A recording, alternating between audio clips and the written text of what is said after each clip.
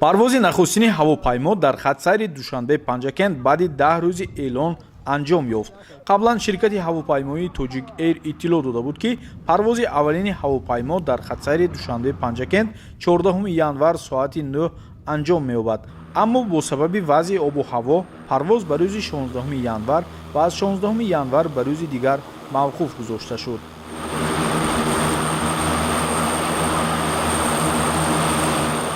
санаи 24 январ ҳавопаймои Ан-28 бо 17 мусофир ва бор бо вазни умумии 1750 килограмм ба фурудгоҳи шаҳри Панҷакент фуруд омад. меҳмононро панҷакентиён таҳти роҳбарии муовини раиси шаҳри Панҷакент Парвина Нақибӣ бо кардаи сурнай истиқбол карданд.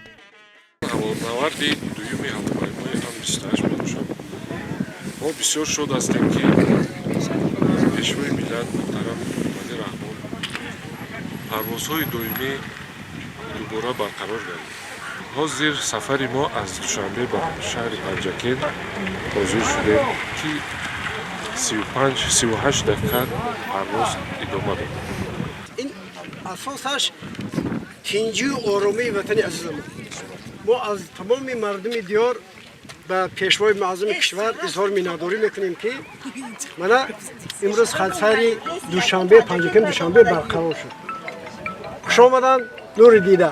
арзиши чиптаи хатсайри Душанбе Панҷакент 400 сомонӣ гуфта мешавад. ман Шириншоҳ Нуруллоев ҳастам.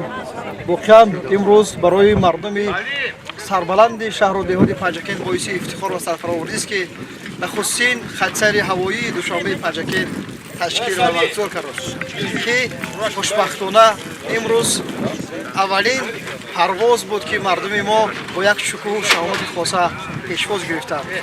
боиси тазаккур аст, ки хатсайри Душанбе Панҷакент пас аз 10 сол барқарор гардид ва ин дар самти пешравиҳои иқтисодии иҷтимоӣ алахусус сайёҳон, ки ба шаҳри бостони мо зиёд меоянд, хело ҳам мусоидтар аст.